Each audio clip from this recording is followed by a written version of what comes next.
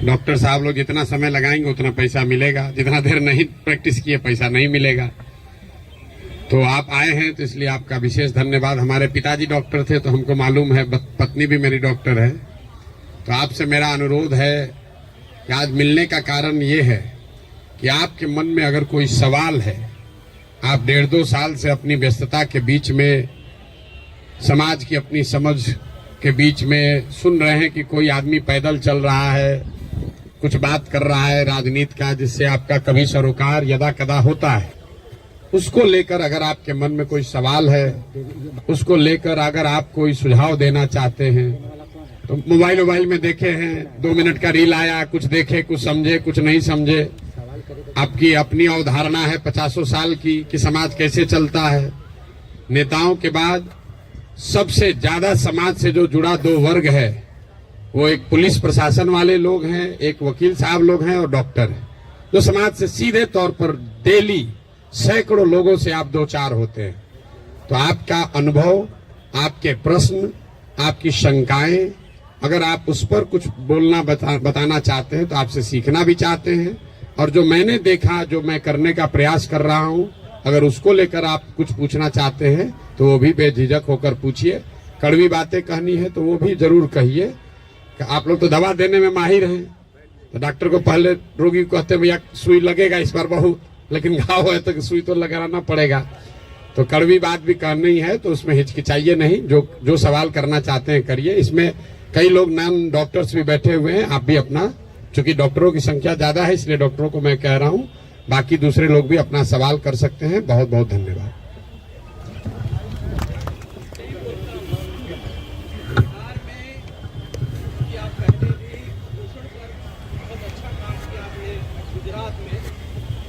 और बिहार में एक लंबे समय से कुपोषण की स्थिति बहुत बुरी रही है, और स्वास्थ्य के बड़े कारणों में, जन स्वास्थ्य के बड़े कारणों में कुपोषण बड़ा मुद्दा है।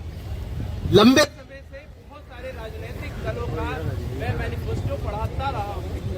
कुपोषण की स्थिति को स्पष्ट करने के लिए कोई बहुत बेहतर तरीके से लोगों ने कुछ बात नहीं बोली है।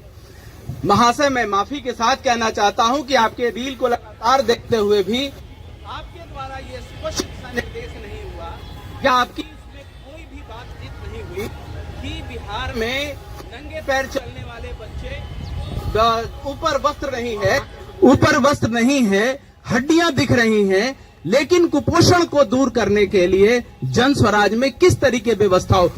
ये कंपोजिट इंडेक्स, ये इतना आसान नहीं है कि इसको एक दवाई देके, सुई देके और कुछ काउंसलिंग करके बाहर किया जाए। आप इसके विशेषज्ञ भी रहे हैं, आपने मोदी जी को इस पर एक दिशा निर्देश भी दिया है गुजरात में। मैं चाहता हूं कि इस विषय पे जन स्वराज अपनी स्थिति को स्पष्ट करे। बहुत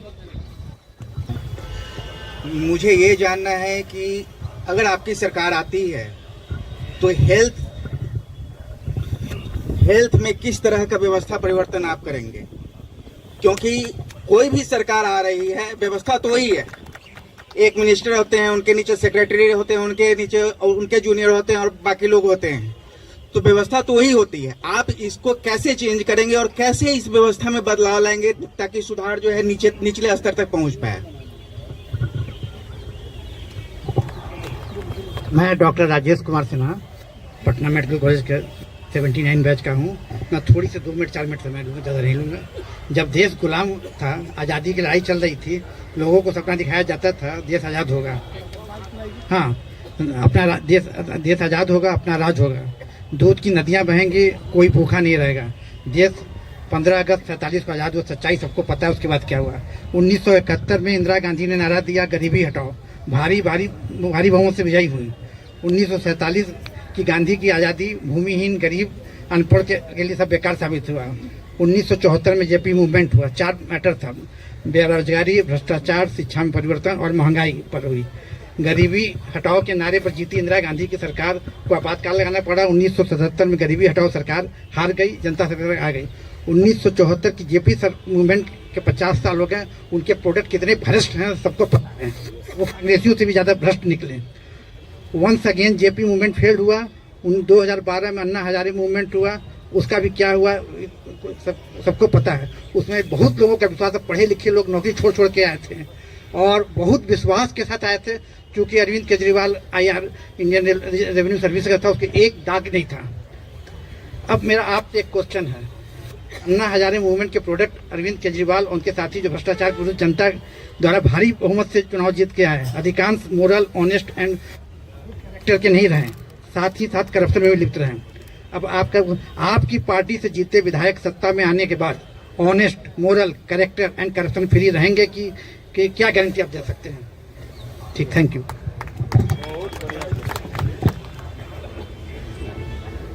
मैं डॉक्टर शैलेश कुमार सिन्हा, ये पटने में यूरोलॉजिस्ट हूँ। मेरा केवल 2 सवाल है कि आप आइएगा तो बिहार में सबसे ज्वलंत समस्या है करप्शन।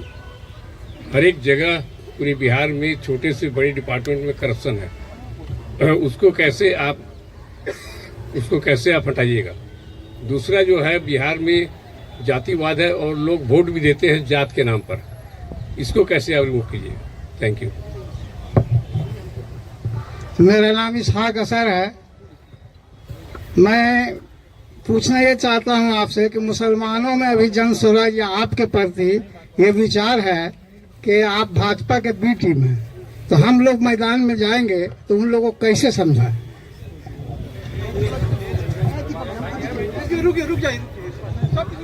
हाँ, हमारे प्रशांत किशोर जी का नाम हमने बहुत सुना।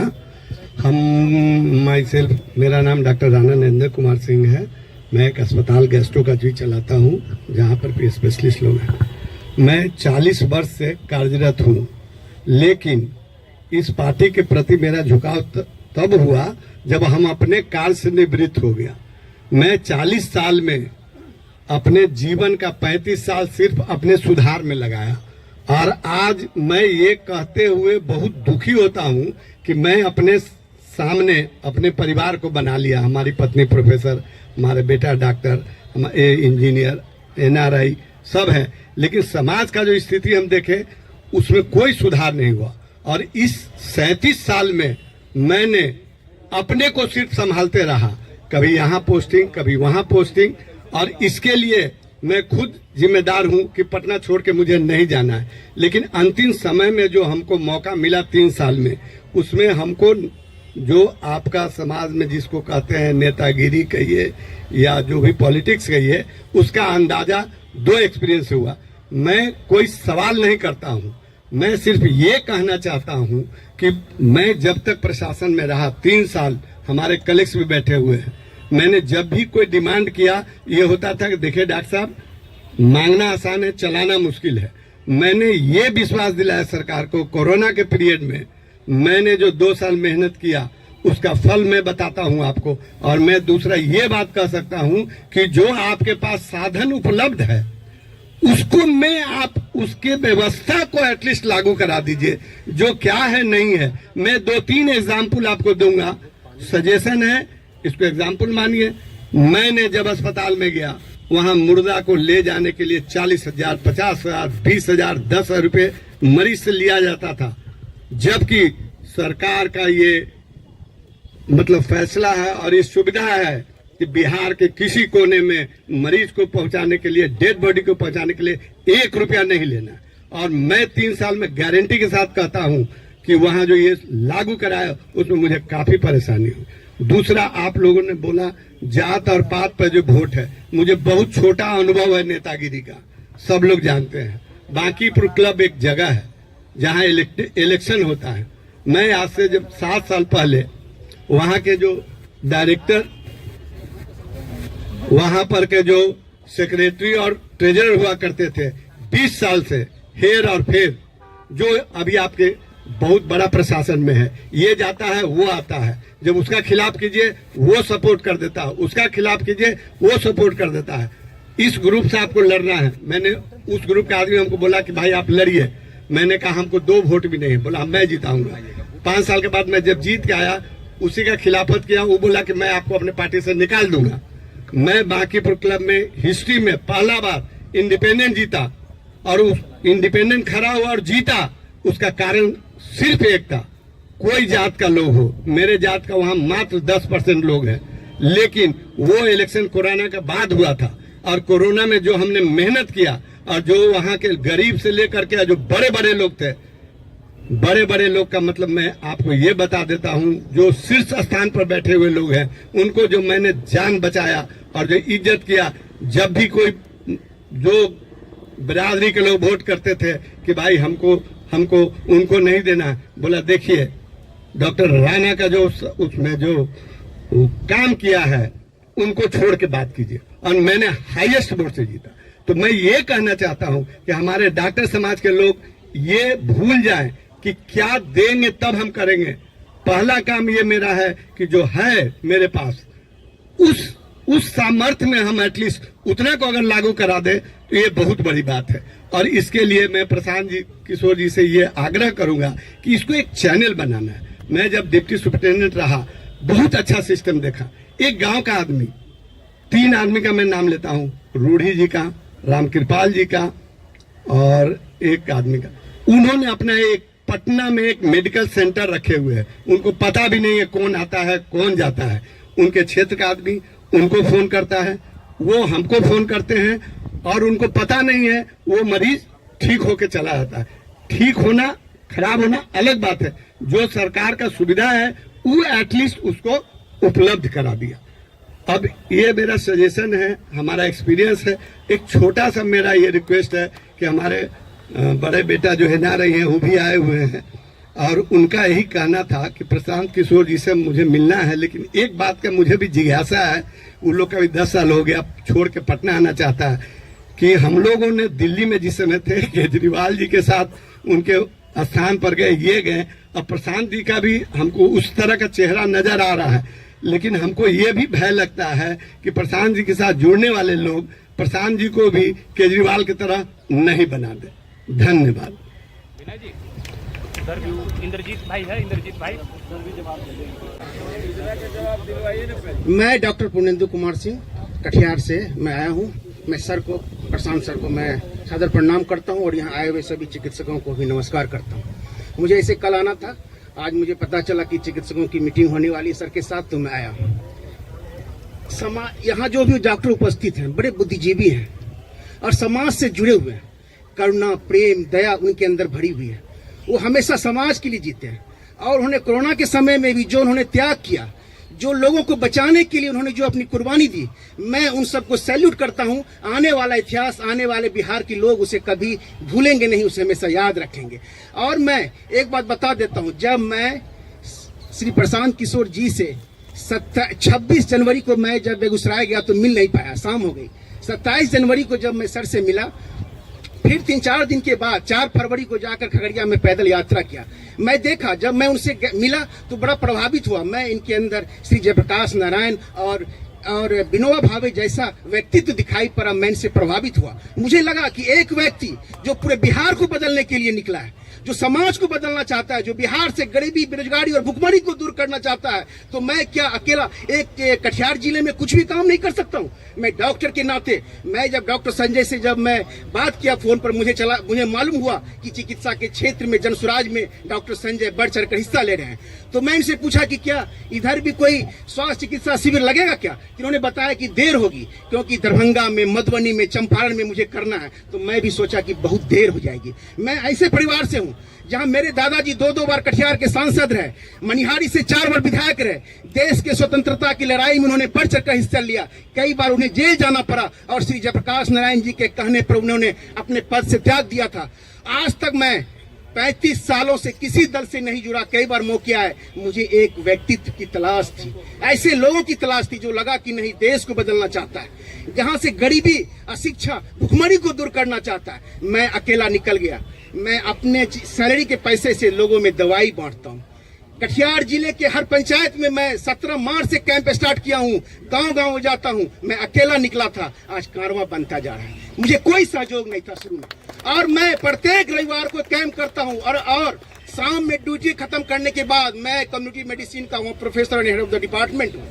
मैं भूतपूर्व सांसद युवराज का पोता हूँ, और मैं शाम में भी जाके लोगों से मिलता हूँ, जनसंवाद करता हूँ, जनसुराज के बारे में बताता हूँ, आदरणीय प्रशांत किशोर जी के बारे में बताता हूँ, और लोगों के वहां भी जो 10-15 लोग इकट्ठे होते हैं, मैं उनका इलाज करता हूँ।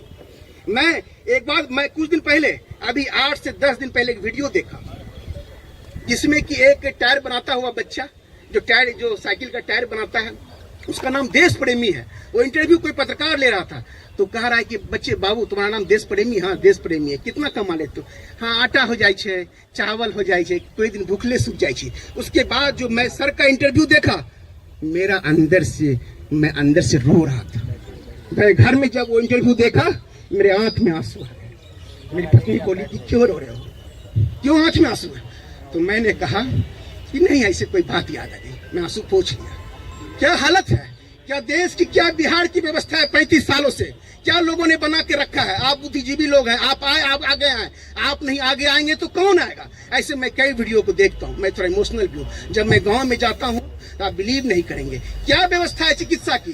लोग क्यों आते हैं, दवाई नहीं खरीद सकते हैं। लोगों के वस्त्र में देखता हूँ गंजी में 10-10 छेद रहते हैं। वैसे लोग दवाई लेने मेरे पास आते हैं जब जानता है कि कटिहार से कोई डॉक्टर MD आया है, वैसे परिवार से आया है, उससे भी थोड़ा और ज्यादा भीड़ होती है मेरे।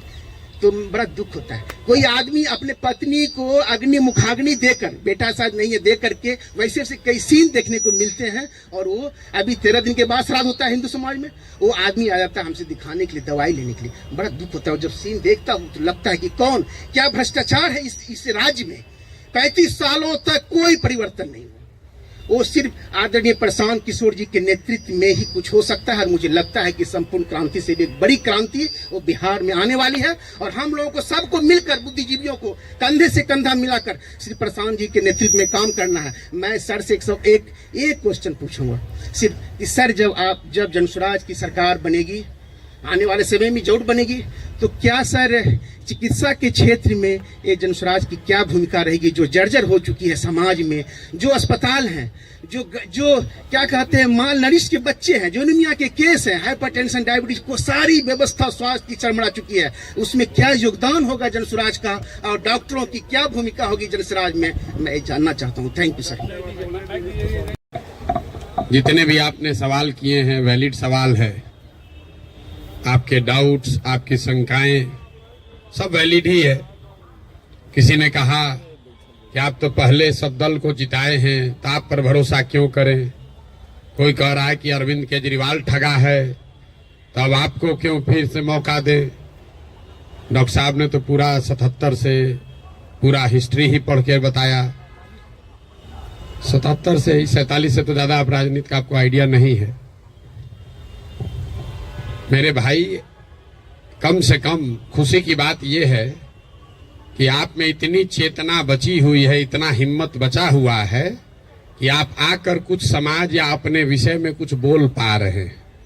जनसुराज की सबसे बड़ी ताकत, सफलता यही है कि इतने अपने आप को प्रबुद्ध कहने वाले लोग एक क्वासाई पॉलिटिकल प्लेटफॉर्म पर आकर बैठे हुए हैं। न तो नेता और को तो देख के आप पहले डर के भागते हैं कि चंदा उंदा लेगा, क्या करेगा क्या नहीं करेगा। आप यहाँ आए हुए हैं और इस घबराहट में नहीं है कि आपसे कोई कुछ ले लेगा, और आपकी हिम्मत हो रही है कि आप खड़ा होकर सवाल पूछ रहे हैं। ये जनसुराज की पहली ताकत और सफलता है। आप जितने यहाँ डॉक्टर सज्जन बैठे हुए हैं, जिन्होंने पूछा कि स्वास्थ्य व्यवस्था को आप कैसे सुधारिएगा, आप लोगों में कई लोगों को अपने अपने स्वास्थ्य मंत्रियों से भी मिलने का अवसर मिला होगा। उनसे कभी नहीं पूछे होंगे, क्योंकि बिहार सरकार में स्वास्थ्य विभाग का एक ही कार्यक्रम है, पता करो कौन डॉक्टर का सबसे ज्यादा प्रैक्टिस चलता है, उसका ट्रांसफर करो और उससे बदले में पैसा का उपाय करो। लेकिन आप में से किसी भी डॉक्टर ने आज तक ये हिम्मत नहीं की होगी कि जाकर पूछे स्वास्थ्य मंत्री से, जिसको आप वोट दबाते रहे हैं, कि भैया ये आप स्वास्थ्य सुधारने के लिए क्या करेंगे। पीछे सज्जन ने हमसे माल न्यूट्रिशन की भी बात पूछी है। अलग अलग आपने सवाल किया है, तो आप उन सवालों पर आएंगे, एक एक सवाल का जवाब भी देंगे। आपकी हमारी दुर्दशा इसलिए है कि बहुत साल पहले, सैकड़ों साल पहले, जो ग्रीस के बड़े दार्शनिक प्लेटो ने कहा कि if you do not participate in democracy, be ready to be ruled by your inferiors. अगर समाज में, राजनीति में आप भागीदार नहीं बनोगे तो इस बात के लिए तैयार रहो कि कोई मूर्ख आदमी राजा बनकर आप पर शासन करेगा। तो बिहार की जो दुर्दशा है वो इसीलिए है कि आप चाहे डॉक्टर हैं या व्यवसायी, अपने आप को सो कॉल्ड प्रबुद्ध कहने वाले लोगों ने राजनीति और राजनीति करने वाले व्यवस्था से अपने आप को अलग कर लिया है। और आप सोच रहे हैं कि जो आदमी शराब का व्यापार करता है, जो बालू माफिया है, वो आकर बढ़िया स्वास्थ्य व्यवस्था काहे नहीं बना रहा। ये कोई रॉकेट साइंस नहीं है मेरे भाई। आप बालू माफिया को स्वास्थ्य मंत्री बनाओगे तो उससे स्वास्थ्य व्यवस्था नहीं सुधरेगा। तो अगर आप गलत आदमी का चुनाव करेंगे तो गलत ही होगा। अब मैं शुरुआत करूंगा भाई साहब के सवाल से, क्योंकि इन्होंने वो व्यक्तिगत एक सवाल उठाया है कि आप अब बहुत बड़े ज्ञानी बन रहे हैं, आप ही तो इन लोगों को बढ़ाए। ठीक तो बात है मेरे भाई, हमको आप बहुत ज्यादा क्रेडिट दे रहे हैं। कोई किसी को बना नहीं सकता है। हाँ, ये जरूर बात है कि पिछले 10 बरस में इनमें से कई नेताओं को, दलों को बढ़ाने में हमने कंधा लगाया है। नीतीश कुमार को हमने नहीं बनाया है, लेकिन नीतीश कुमार का जब दुर्दिन हुआ था तो उनको जिताने में मदद की थी, तो उसका उतना दोष हमारा है। लेकिन आप यहाँ आज क्यों आए? आप प्रशांत किशोर को सुनने नहीं आए, आप किसी साधारण डॉक्टर के लड़के को सुनने नहीं आए हैं। आप यहाँ इसलिए भी नहीं आए हैं कि हम 2 बरस से पैदल चल रहे हैं। हम 20 बरस पैदल चलेंगे तो एक डॉक्टर अपना 1 मिनट समय नहीं छोड़ेगा। आप इसलिए आए हैं कि 10 बरस हमने वो काम किया है, समाज में लोगों को पता है कि ये आदमी अच्छा है, खराब है, इस आदमी को राजनीति का समझ है। अगर पैदल चल रहा है तो कुछ न कुछ सोचिए कि चल रहा होगा। ये अपने आप को बड़ा मत बनाइए, अपने आप को पेडेस्टल पर मत बैठाइए। हम जब पैदल चलते हैं, लोग दुकान में, दलान में बैठ के हंसता है, क्या ही चलने से कुछ होगा बिहार में। फिर भी हमारे पास आता है, इसलिए आता है कि उसको डर है कि ये प्रशांत किशोर चल रहा है। और वो डर इसलिए है कि 10 बरस हमने वो काम किया है जो आप कह रहे हैं। मैं इसका रेफरेंस क्यों दे रहा हूं? क्योंकि मैं किसी मुख्यमंत्री का लड़का नहीं हूं, मैं किसी प्रधानमंत्री का लड़का नहीं हूं, मैं एक साधारण डॉक्टर का लड़का हूं। और मेरा काम ही मेरा पहचान है। वो काम किए हैं तब आप हमको सुनने आए। हम आपको ज्ञान देंगे कि कैसे चुनाव होगा, आप सुनिएगा। अगर हमने 10 बरस वो काम नहीं किया होता, आप वो बात नहीं सुनते।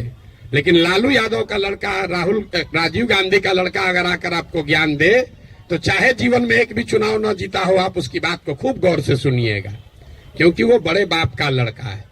तो ये आप बात समझिए कि हमने उनको बनाया नहीं है, और अगर बनाया है तो उसको सुधारने का भी जिम्मा हम ही लेकर चल रहे हैं। आप कुछ नहीं कर रहे हैं। आप पहले भी कमेंट्री कर रहे थे, अभी भी कमेंट्री कर रहे हैं। किसी ने कहा आप पर भरोसा कैसे करें? आप पढ़े लिखे व्यक्ति हैं, अपने आप को प्रबुद्ध बताते हैं। आपसे ज्यादा तो गांव वाले जानते हैं जनसुराज के बारे में। 2 बरस से हम गांव गांव में घूमकर हमारे वोकल कॉर्ड में गांठ पड़ गया। ये बताते बताते कभी जीवन में हमने किसी से वोट नहीं मांगा। हम लोगों को यही बता रहे हैं कि हम पर भरोसा मत करो, किसी दल पर भरोसा मत करो, अपने बच्चों के लिए जगो, वोट अपने बच्चों के लिए दो। गांव वाले को बता रहे हैं, उसको समझ में आ रहा है, लेकिन यहाँ के आदमी को समझ में नहीं आएगा। और आप उससे बेहतर नहीं हैं। ये पढ़े लिखे लोगों को भ्रम है कि हम लोग बड़ा अच्छा है। बिहार का दुर्दशा इसलिए है कि यहाँ का लोग पढ़ा लिखा नहीं है। तो 2-3 ये जो राजनीति का भ्रम है वो आपको दूर कर देते हैं।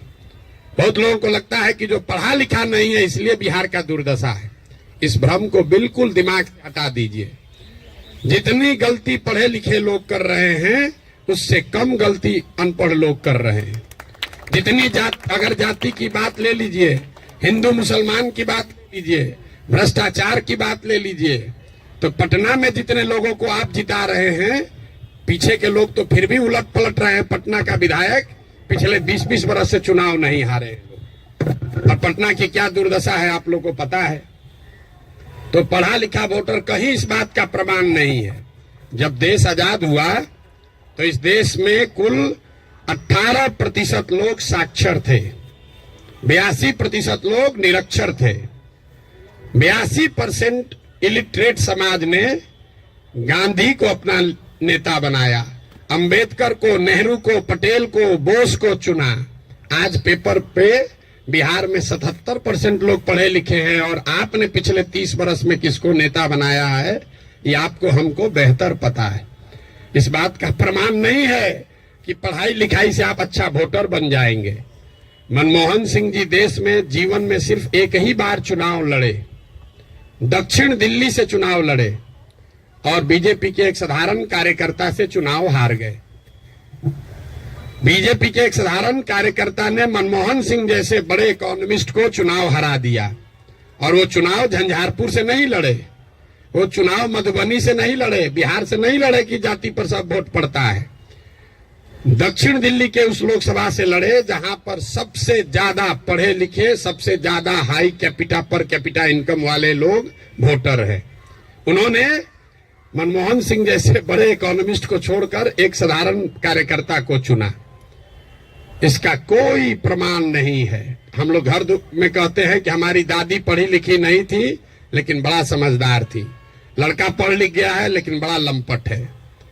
आप पढ़े लिखे होकर भी बहुत बड़े बेवकूफ हो सकते हैं और नहीं पढ़ा लिखा व्यक्ति भी बहुत समझदार हो सकता है। इसका मतलब ये नहीं है कि पढ़ाई की महत्ता नहीं है। पढ़ाई सिर्फ आपको इतना ही करता है कि आप इंफॉर्मेशन को प्रोसेस करने की आपकी क्षमता बढ़ जाती है, उसको आर्टिकुलेट करके प्रेजेंट करने की आपकी क्षमता बढ़ जाती है। आपकी प्रोसेस, आप उससे बहुत वाइज हो जाएंगे ऐसी बात नहीं है। दूसरा जो भ्रम आपने बताया, बिहार में तो सब वोट जाते पर पड़ता है, भाई साहब ने बताया, आपने उसका काउंटर भी किया, लेकिन ये सबसे ज्यादा पूछे जाने वाला सवाल है। पिछले 2 बरस से हर आदमी, हर सभा, हर मीटिंग में ये कोई ना कोई जरूर पूछता है, भैया सब तो ठीक है, जाति से कैसे निपटिएगा। तो पहली बात तो ये समझिए कि जाति जो है वो सिर्फ बिहार की सच्चाई नहीं है, जाति पूरे भारत की सच्चाई है, यहाँ के समाज की सच्चाई है। जाति की महत्ता जितनी बिहार में है इतनी ही आंध्र प्रदेश में है, इतना ही कर्नाटक में है, इतना ही गुजरात में है, इतना ही यूपी में है। आप में से कोई भी ऐसा आदमी नहीं है यहाँ जो उन राज्यों में जाकर राजनीति किया है या वहां चुनाव लड़ाया है। आप हमको बताइए, वोकालिगा और लिंगायत अगर कर्नाटक में नहीं है तो क्या बिहार में है? पटेल और क्षत्रिय अगर गुजरात में नहीं है तो क्या बिहार में है? कहाँ जाति नहीं है? जाति हर जगह है। और ये आपको हमको हमारे दिमाग में ये बैठा दिया गया है कि बिहार में सब चीज जाति पर ही होता है। इस चीज को एग्जामिन कीजिए कि क्या बिहार में सब लोग वोट जाति पर देते हैं। तथ्य पर जाइए, दैनिक जागरण पर लेख पढ़कर दिमाग मत बनाइए।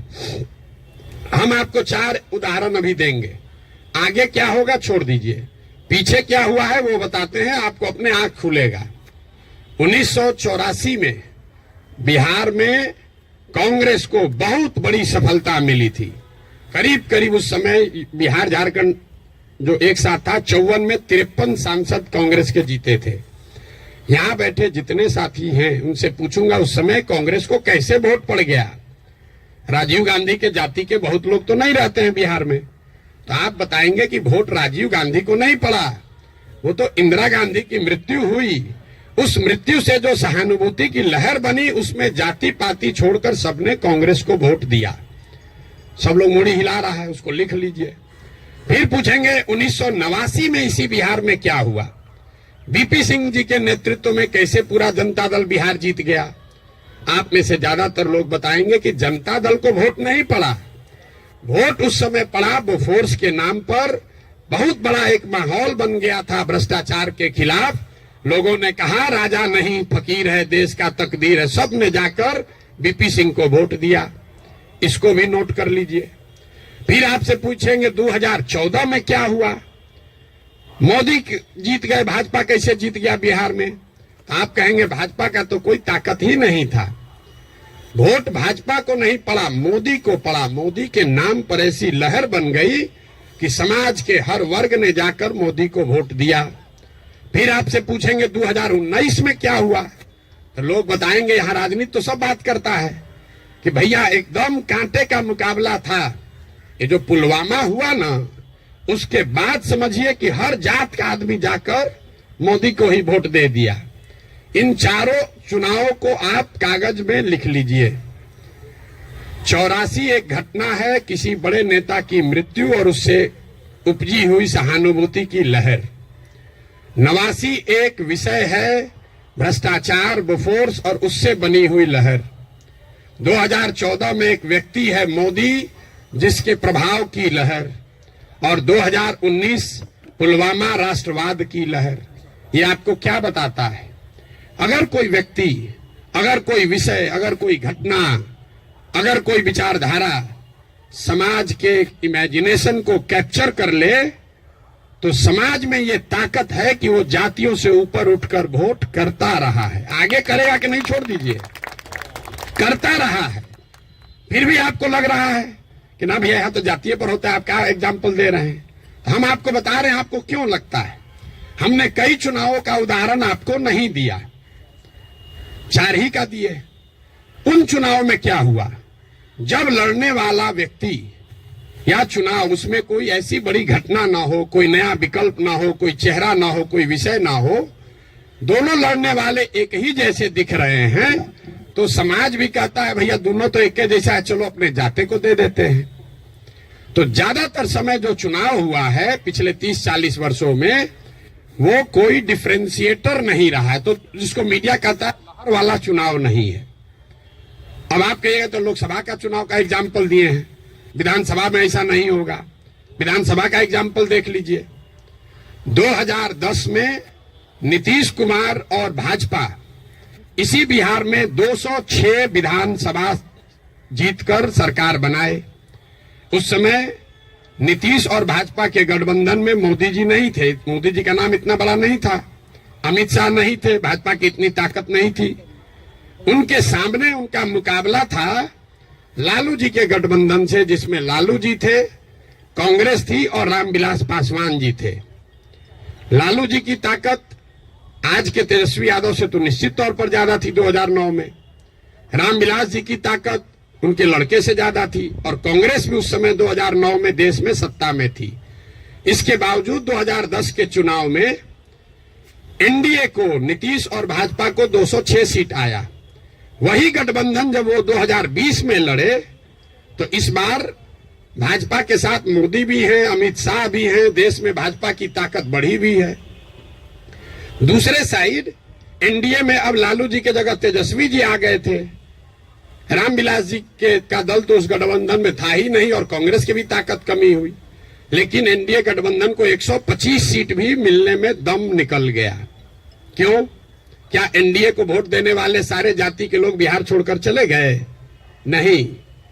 ऐसा इसलिए हुआ कि 2005 से लेकर 2009 की जो पहली सरकार नीतीश की चली थी, समाज का हर वर्ग ये समझता था कि नहीं, इसमें कुछ न कुछ काम हुआ है।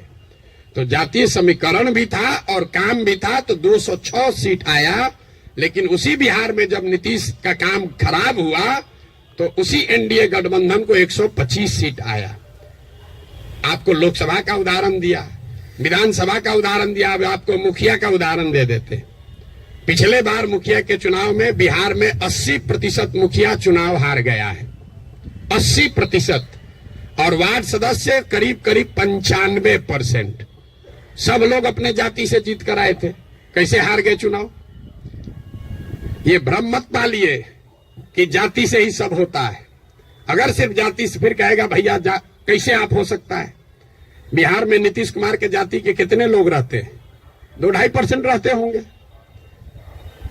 लालू जी के जाति के कितने लोग रहते हैं? 15% लोग रहते हैं। आप पूरे भारतवर्ष में जो कहीं भी जहां भी मुख्यमंत्री है, आंख बंद करके जाके देख लीजिएगा, कोई भी ऐसा आदमी किसी राज्य में मुख्यमंत्री नहीं है जो वहां के जाति की, जिसके जाति की संख्या सबसे ज्यादा है। ये उल्टा चलता है। ये आपको हमको लगता है कि जिसका जाति संख्या ज्यादा रहेगा मुख्यमंत्री बन जाएगा। जिसकी जाति की संख्या सबसे ज्यादा हो, उस जाति के आदमी को वो राज्य जीतना करीब करीब इम्पॉसिबल है, नहीं जीत सकता है। क्योंकि उस जाति से दूसरे समाज के लोग डरते हैं। वो सोचता है ये आएगा तो सब कब्जा कर लेगा, तो उसके खिलाफ कंसोलिडेशन भी होता है। आप यही नहीं, बंगाल देख लीजिए, यूपी देख लीजिए, तेलंगाना देख लीजिए, आंध्र देख लीजिए। आंध्र प्रदेश में भी नायडू जीत कर आए, कंबक कम्युनिटी के हैं, उसकी जाति की संख्या 6% है। बगल में योगी जी हैं, राजपूतों की संख्या 4% है। उसके बगल में मध्य प्रदेश में यादव जी हैं, उनकी संख्या 5% से कम है।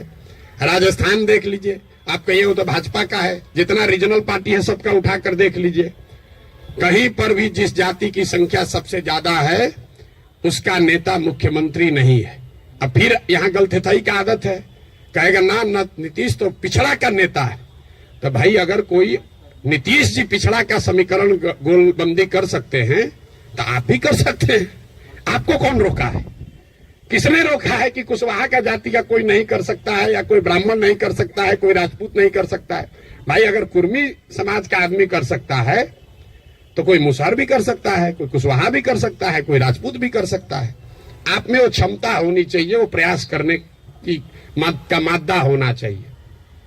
जाति का भ्रम मत पालिए। और अंतिम बात, मान लीजिए एक बार कि आपको बात मान भी ले कि जाति बड़ा महत्वपूर्ण है, तो जिसको भी राजनीति के जरिए समाज का अगुवा बनना है उसके पास ये विकल्प नहीं है कि समाज में सब सुधर जाएगा तब हम आएंगे। सब आदमी कहता भैया करना तो चाहते हैं लेकिन बिहार में जातिवाद बड़ा है। अरे भाई, तो जब जातिवाद खत्म हो जाओगा तब राजनीति करने आओगे, तो ना जाति कभी खत्म होगा ना कभी आओगे। और अगर खत्म हो ही जाए, अगर भ्रष्टाचार खत्म हो जाए, जातिवाद खत्म हो जाए, बाहुबल खत्म हो जाए, तो आपके हमारे आने की जरूरत क्या है? जो खत्म किया है उसी को आगे रहना चाहिए। आपकी हमारी जरूरत तभी तो है। राजनीतिक अगुवा जिसको बनना है उसको समाज की कमजोरी और उसकी ताकत के रहते हुए ही उसका अगुवाई करना है। आप उससे अलग नहीं हट सकते। किसी ने भ्रष्टाचार की बात कही, भ्रष्टाचार पर आपका क्या प्रोग्राम है? कोई प्रोग्राम नहीं। भ्रष्टाचार तब सुधरेगा जब आप और हम भ्रष्टाचार कम करेंगे। हम हर गांव में कहते हैं कि जिस गांव में हम 5000 गांव में पैदल गए, गांव में सबसे पहले हल्ला कौन करता है कि बड़ा भ्रष्टाचार है, मुखिया चोरी कर रहा है, नाली गली नहीं बना रहा है, राशन कार्ड में पैसा ले रहा है, इंदिरा आवास में 20,000 लग रहा है, दाखिल खारिज में 10-15 हजार रुपया लग रहा है। वही आदमी करता है जो 2 बरिस पहले मुखिया के चुनाव में 500 रुपया लेकर वोट दिया है।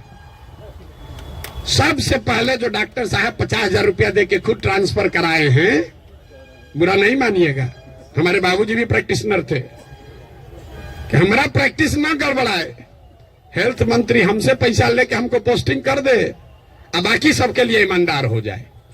कैसे संभव है रे भाई? कैसे संभव है? आप सोच रहे हैं कि हम 50,000 रुपया देके क्रीम पोस्टिंग करा लें, क्रीम पोस्टिंग खाली जाके हाजिरी बनाए, सिविल सर्जन को 5,000 रुपया दे, आप प्रैक्टिस करते रहे। स्वास्थ्य व्यवस्था को सुधारने के लिए बड़ा बड़ा लंबा लेक्चर दीजिएगा, ये कभी हो सकता है? नहीं हो सकता है। स्वास्थ्य व्यवस्था को लेकर जनसुराज की क्या सोच है? बिल्कुल ये सही सवाल है।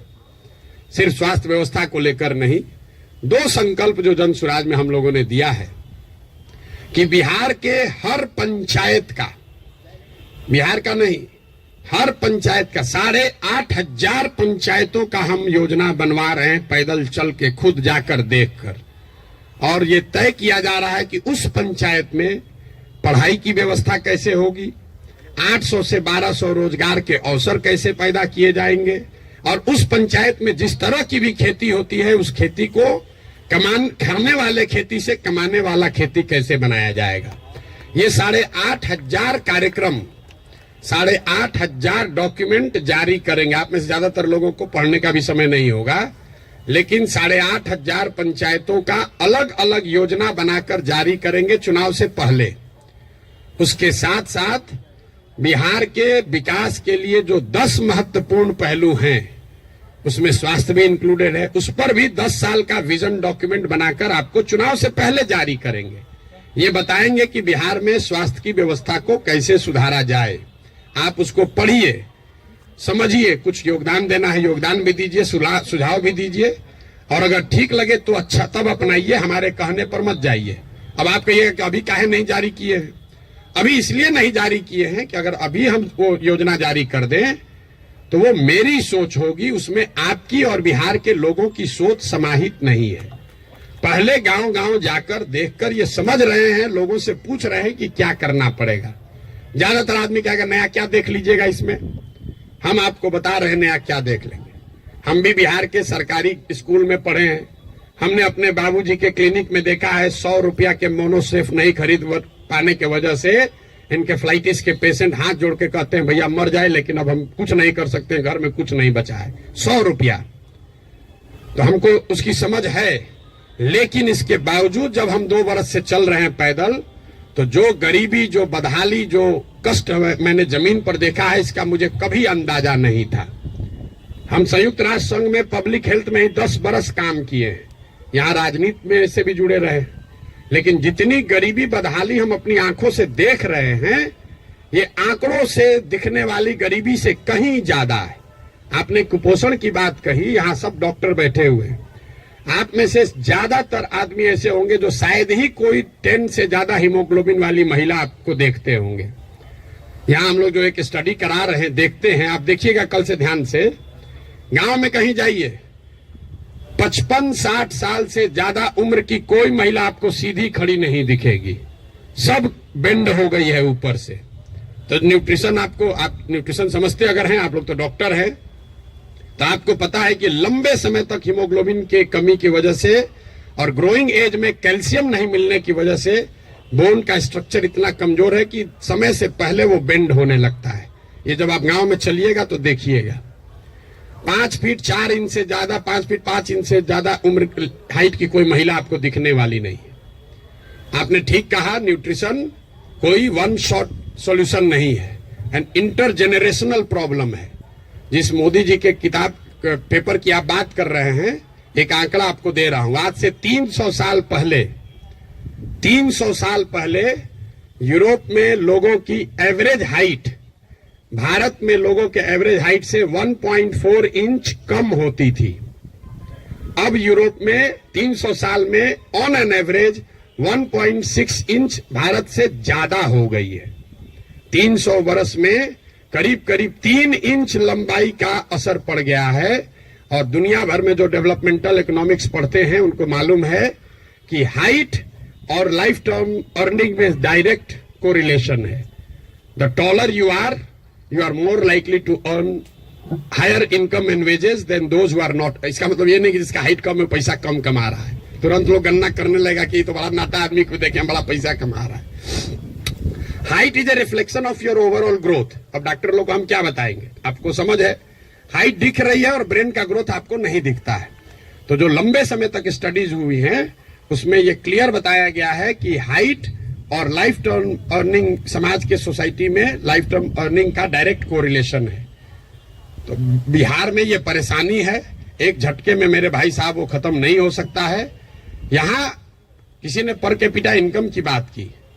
बिहार में पर कैपिटा इनकम है 35,000 रुपया। देश में प्रति व्यक्ति आय है करीब करीब 1,34,000। बिहार का प्रति व्यक्ति आय है 35,000 रुपया सालाना। उसमें अगर पटना और बेगूसराय को हटा दीजिएगा तो ये प्रति व्यक्ति आय घट के हो जाएगा 22,000 रुपया। 22,000 को जरा 365 से डिवाइड कर दीजिए, देखिए कि दिन में कितना हुआ। 100 में 80 आदमी यहां दिन में 100 रुपया भी नहीं कमा रहा है। आप किस न्यूट्रिशन की बात करेंगे। मुझे एक लड़का मिला, उसको हम लोग कैंप में शाम में खाना खिलाते हैं, जो लड़के आते हैं, बहुत ज्यादा खा रहा था। उसको ऐसे बुला के पूछे, बेटा ये इतना रोज खाते हो? बोला सर आज तक जीवन में ऐसा हुआ ही नहीं कि हम खाना खत्म कर लिए और तसली में अभी चावल बाकी है। आज तक ऐसा जीवन में नहीं हुआ कि हमारा पेट भर गया हो और चावल अभी तसली में बाकी है। जो जितना खाना है उसी से पेट भरना है। आप न्यूट्रिशन की क्या बात करेंगे। इन बातों की चर्चा आपने ठीक कहा जनसुराज में नहीं करते। क्या करें, उसको जो सीधी बात बता रहे हैं कि 100 रुपया नहीं कमा रहे हो, ये समझे में नहीं आ रहा है, तो उसको कैल्शियम और हीमोग्लोबिन का कमी बताएंगे तो उसको बुझाएगा। हमको उसको उस भाषा में समझाना है जो उसको समझ में आए। आप बहुत बड़े ज्ञानी हैं, आप व्यवस्था को सुधारना चाहते हैं, सुधारिएगा तब ना जब व्यवस्था में आइएगा। तो व्यवस्था में आने के लिए आपको उस भाषा का, उस विषय का, उस तरीके का इस्तेमाल करना है ताकि आप व्यवस्था में चुनकर आए, तभी तो ये बनेगी बात। किसी ने कहा आम आदमी पार्टी की तुलना, आपको एक पैसे भी समझ नहीं है कि जनसुराज क्या है और आम आदमी पार्टी क्या है। आम आदमी पार्टी आंदोलन से निकली हुई एक पॉलिटिकल व्यवस्था है और जन सुराज में प्रशांत किशोर का जन सुराज का आंदोलनों में कोई यकीन नहीं है। हम रोज ये बात कम से कम 100 दफे कह चुके हैं। जन सुराज आंदोलन नहीं है, इसको जेपी के आंदोलन से कंपेयर मत कीजिए और इसको आम आदमी पार्टी के आंदोलन से कंपेयर मत कीजिए, क्योंकि आंदोलन है ही नहीं। क्यों नहीं है? हमको लोग आगे कहता है भैया आंदोलन कीजिए उससे बिहार सुधरेगा। मेरा आंदोलनों में कोई यकीन नहीं है, क्योंकि मानव सभ्यता का इतिहास आपको बताता है, पूरे दुनिया का, बिहार का, भारत का नहीं, पूरे दुनिया का मानव सभ्यता का इतिहास ये आपको बताएगा कि आज तक किसी भी आंदोलन से, फ्रांस की क्रांति को अगर आप अपवाद के तौर पर हटा दीजिए तो किसी भी रेवोल्यूशन से, आंदोलन से कभी समाज का भला नहीं हुआ है। आंदोलन और रेवोल्यूशन जो है वो किसी को सत्ता से हटा सकता है। वो तेज हथियार है जिससे आप बड़े से बड़े वृक्ष को काट सकते हैं, उससे आप नए समाज का निर्माण नहीं कर सकते। भाई साहब खड़ा होकर जेपी का आंदोलन का एक उदाहरण दे रहे थे। मेरे भाई, जेपी का आंदोलन कहां कहा गया है? आप तो जेपी के आंदोलन में शायद जुड़े हुए, आपने दावा किया। जेपी के आंदोलन में कहां कहा गया है कि बिहार को सुधारा जाएगा? जेपी के आंदोलन का नारा था संपूर्ण क्रांति, इंदिरा गांधी को हटाओ। तो उस आंदोलन की, क्रांति की इतनी ताकत थी, इंदिरा गांधी को हटा दिए। नया व्यवस्था बनाने की बात कहां कही गई थी? अरविंद केजरीवाल या आम आदमी पार्टी ने नई व्यवस्था की बात कहां कही? उन्होंने कहा भ्रष्टाचार हटाओ। हम तो नहीं कह रहे भ्रष्टाचार हटाओ, क्योंकि दुनिया में कहीं इसका कोई प्रमाण नहीं है कि कोई एक कानून बनाकर आप भ्रष्टाचार खत्म कर देंगे। ये तो सतत प्रक्रिया है। जिन देशों ने भ्रष्टाचार पर अंकुश लगाया है, दुनिया में सबसे ईमानदार देश कौन है? जो स्कैंडिनेवियन कंट्रीज हैं, फिनलैंड, स्वीडन, नॉर्वे, डेनमार्क, वहां जाइएगा, वहां करप्शन मिनिमम है। आप जाकर उसका अध्ययन कीजिए कि वहां कैसे करप्शन कम हुआ।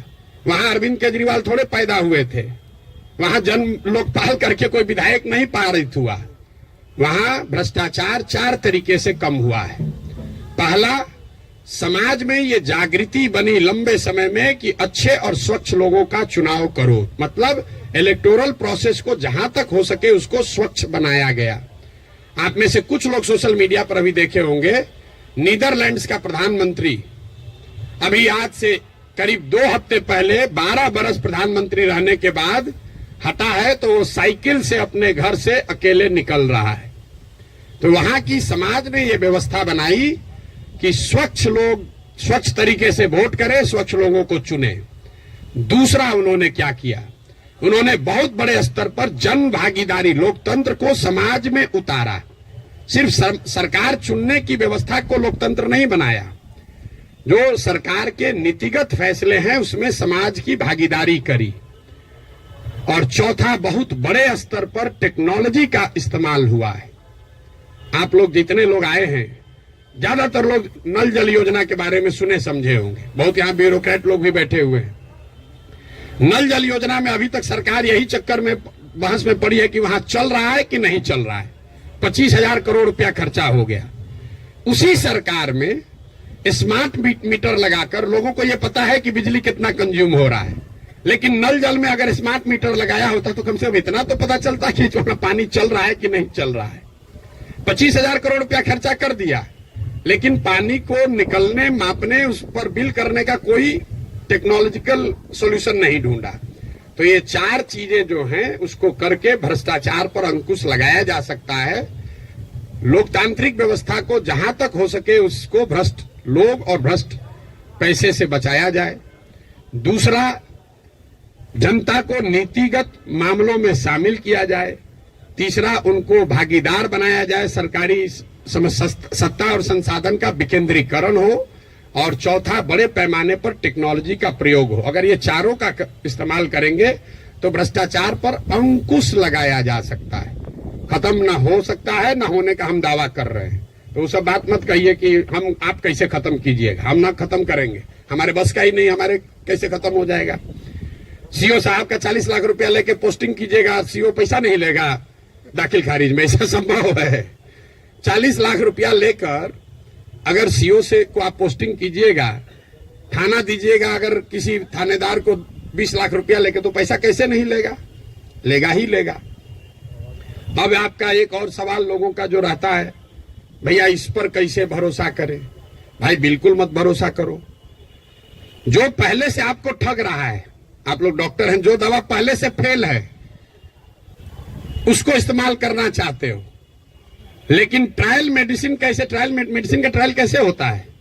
आपको मालूम है कि इसकी 100% गारंटी नहीं है, लेकिन फिर भी कहते हैं अच्छा पेशेंट मर रहा है, उसका कंसेंट लेकर आप ट्रायल मेडिसिन देते हैं कि 20% भी चांस अगर कहीं लग गया तो ठीक हो जाएगा।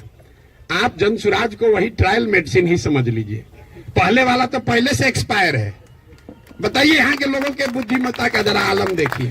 जो पहले से एक्सपायर मेडिसिन है उसको देने के लिए तैयार है, लेकिन ट्रायल मेडिसिन में शायद संभावना है 10% ठीक हो जाए, हम 10% कह रहे हैं, तो उस पर आप दाव नहीं लगाना चाहते। पहले से एक्सपायर मेडिसिन को कह रहे इसी को दो। भाई किसको कंपेयर कर रहे हैं आप? अगर दो यहाँ नई व्यवस्था बन रही हो तो जरूर आपका वैलिड सवाल है कि भाई आम आदमी पार्टी को दे कि जनसुराज को दे, लेकिन जब पहले से तीनों एक्सपायरी मेडिसिन है, उसके सामने कुछ भी नया हो रहा है, तो आपको तो कहना चाहिए नहीं चलो एक बार ट्राई करके तो देखते हैं। यहाँ तो 30 वर्ष से खत्म ही हो रहा है। मेरा आपसे इतना ही अनुरोध है, आग्रह है। आपने ड्राइंग रूम में रहकर बहुत बात कर ली, अपने चैम्बर में रहकर बहुत बात कर लिया, आप समाज की चिंता करने वाले लोग हैं, लेकिन इसी अव्यवस्थित समाज से आपने अपने और अपने परिवार के लिए कुछ कर लिया है। अब ये समय है कि थोड़ा ही सही कुछ न कुछ अपने इस मिट्टी के लिए, अपने समाज के लिए वापस कीजिए। प्रशांत किशोर पर भरोसा मत कीजिए। हम करें, आप करें, हमारे बच्चे करें, आज हो या 20 वर्ष के बाद हो, करना तो किसी न किसी बिहार के आदमी को ही पड़ेगा। ये बात आप गांठ बांध लीजिए। कोई तमिलनाडु से आकर बिहार की व्यवस्था सुधारने वाला नहीं है। और डॉक्टरों का और बुद्धिजीवियों के लिए अंतिम बात, आपका सबसे बड़ा स्टेक है। कई बार पैसे वाले बुद्धिजीवियों को लगता है हम तो बचे हुए हैं, इससे हमारा लड़का तो बंगलोर सेटल हो गया। मेरे भाई आपका दुर्दशा सबसे ज्यादा है। जो गरीब है उसका बच्चा तो फिर भी छठ उठ में आ जा रहा है, ट्रेन में धक्का खा के भी। आपका बच्चा कहता है ना कहां जाएंगे छठ में, वहां ठीक नहीं लगता है। जो गरीब है वो बूढ़ा होगा, वापस अपने घर में आएगा, क्योंकि उसको बॉम्बे बेंगलोर रहने का साधन नहीं है। लेकिन आपके बच्चे जिसके लिए आप अभी 18 घंटा काम कर रहे हैं, जैसे हमारे बाबूजी किए, आपके बच्चे बिहार वापस लौट कर आने वाले नहीं है। अगर जहाज डूबेगा तो उसमें बैठा हुआ हर व्यक्ति डूबेगा। हमारे बाबूजी भी 12 घंटा कभी संडे को भी छुट्टी नहीं लिए, रात दिन लगे रहे, घर बना रहे हैं। हमारा बेटा रहेगा यहाँ, हमारा पतोह रहेगा यहाँ, हमारा लिविंग रूम रहेगा।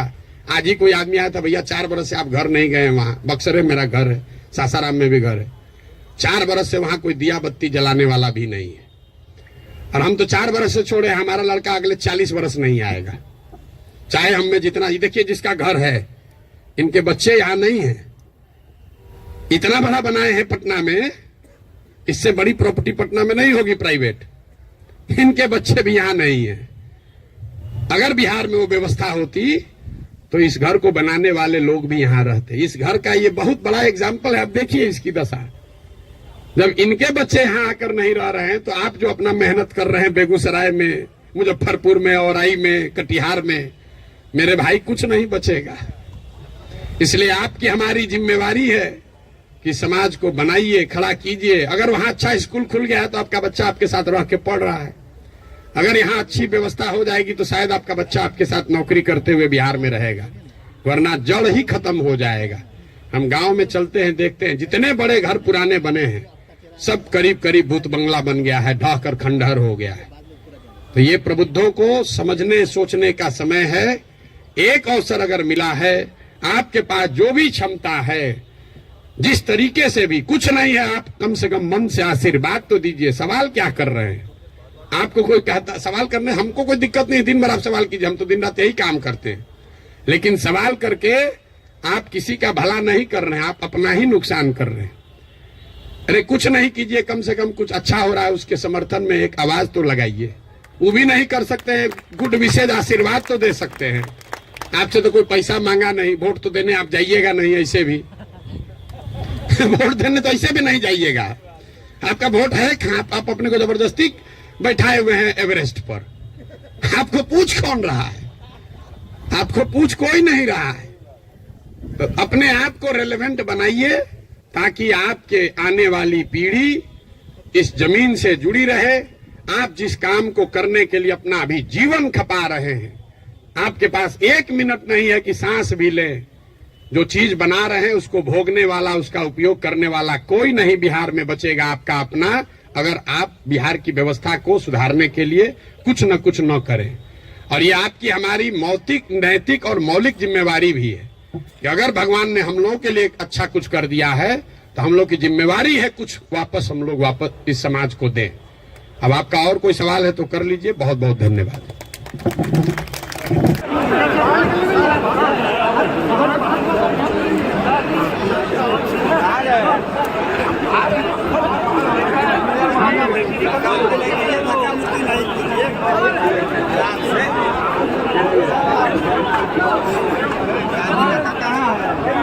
यार धक्का भी कर रहा है।